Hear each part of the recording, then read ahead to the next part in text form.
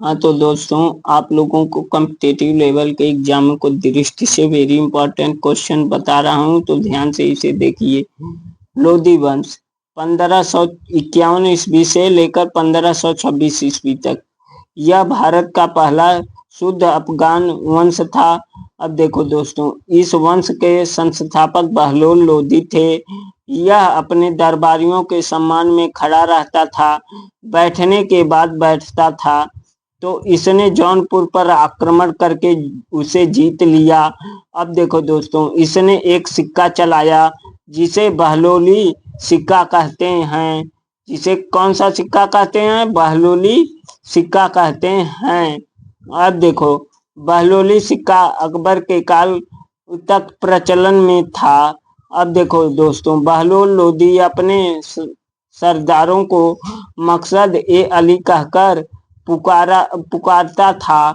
अब देखो दोस्तों, बहलोल लोधी ने ग्वालियर का शासक रायकर्ण को 1487 ईस्वी में पराजित किया। यह उसका अंतिम अभियान था। और दोस्तों देखो, अगला शासक सिकंदर लोधी बना। यह वंश का सबसे योग्य शासक था। इसने 1504 ईस्वी में आगरा शहर की स्थापना की और इसे 1506 ईस्वी में अपनी राजधानी बनाई। और देखो दोस्तों, और देखो राजधानी बनाई। इसने गुलरुखी नामक पत्रिका लिखी। इसने जमीन की पैमाइश के लिए गज ए सिकंदरी नामक एक मापक बनाया जो 30 इंच के बराबर होता था। इसने खाद्य पदार्थ से कर हटा लिया। अब देखो दोस्तों, इसने खाद्य पदार्थ से क्या किया? कर को हटा लिया। अब देखो, इसने ताजिया निकालने तथा महिलाओं के मजार पर जाने पर प्रतिबंध लगा दिया। इसने वंश का अंतिम शासक इब्राहिम लोधी था। इस वंश का जो है अंतिम शासक कौन था? इब्राहिम लोधी। इसे 1518 ईस्वी में खतौली के युद्ध में राणा सांगा ने पराजित कर दिया। इब्राहिम लोधी के संबंध आलम खान एवं दौलत खान पंजाब ने इब्राहिम लोधी को मारने के लिए बाबर को आमंत्रित किया।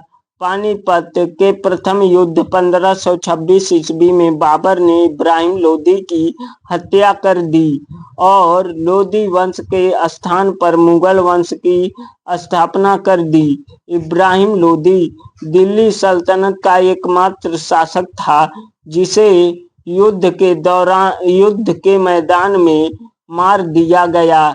अब देखो दोस्तों, दिल्ली सल्तनत की सांस्कृतिक व्यवस्था, जो दिल्ली सल्तनत की सांस्कृतिक व्यवस्था है, दिल्ली सल्तनत पर इस्लामिक कानून लागू थे, किंतु अधिकांश जनसंख्या मुसलमान नहीं थे। अधिक जनसंख्या में जो है मुसलमान नहीं थी। मुसलमान नहीं थी, किंतु अधिकांश जनसंख्या मुसलमान नहीं थी। इसी कारण इतिहासकार बरनी ने सल्तनत काल को वास्तविक इस्लाम नहीं कहा है। सल्तनत काल के अधिकतर अधिकारी अमीर तथा सुल्तान तुर्क कबीले के थे। और दोस्तों देखो, वित्तीय व्यवस्था इस समय अर्थव्यवस्था का मुख्य आधार कृषि एवं व्यापार था। इस समय 5 सबसे प्रमुख कर थे: उस्र, मुत्तई, खराज, चरी, घरी। अब देखो दोस्तों, खुम्स को मुख्य राजवंश नहीं मानते थे क्योंकि यह लूट का धन था। और दोस्तों देखो, जजिया जकात को भी मुख्य राजस्व नहीं मानते थे क्योंकि यह धार्मिक कर था। तो दोस्तों ध्यान से इस वीडियो को देखिए। टैक्स कर वसूलने वाला सबसे छोटा ग्रामीण अधिकारी चौधरी होता था। जबकि सबसे बड़ा अधिकारी इक्तादार होता था।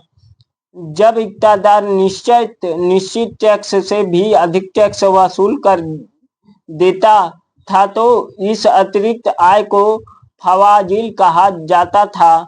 टैक्स वसूलने में हो रहे भ्रष्टाचार के निगरानी के लिए अलाउद्दीन खिलजी ने दीवान ए मुस्त खराज नामक विभाग बनवाया। सल्तनत काल में टाका तथा जीतल ही प्रमुख सिक्के थे जिसे इल्तुतमिश ने चलाया। गुलाम वंश के शासक अलाउद्दीन महमूद शाह ने अपने सिक्के पर खलीफा का चित्र बनवाया। देखो दोस्तों, सल्तनत कालीन धार्मिक व्यवस्था। जाबिद राज्य के कानून को जाबिद कहते थे।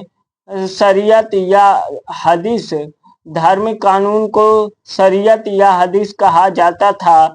दीवान ए रिसालत, ये धार्मिक मामलों के जांच करते थे। दस्तार वंदान, ये उलेमाओं का समूह था जो सर पर साफा पगड़ी बांधते थे। उच्च धार्मिक गुरुओं को उलेमान कहते हैं। सल्तनत कालीन स्थापत्य या वास्तुकला। देखो दोस्तों, भवन निर्माण की कला को स्थापत्य कला कहते हैं। भवन निर्माण की कला को स्थापत्य कला कहते हैं। घोड़े के नाल के आकार की मेहराब की आकृति निर्माण सर्वप्रथम अलाउद्दीन खिलजी ने अलाई दरवाजा में की। अब देखो दोस्तों, अष्टभुजी मकबरा का निर्माण तुगलक काल में हुआ। गयासुद्दीन तुगलक ने मुगलकाबाद शहर बसाया। बड़े आकार के मेहराब दीवाल का निर्माण खिलजी वंश में हुआ। बलबन पहला ऐसा सुल्तान था जिसका मकबरा शुद्ध इस्लामिक पद्धति में बना। तो धन्यवाद दोस्तों। यहाँ पे वेरी इंपॉर्टेंट टॉपिक दिया गया है, इसको पढ़ लीजिएगा दोस्तों ध्यान से, इसे याद कर लीजिएगा, लिख भी लीजिएगा। धन्यवाद दोस्तों।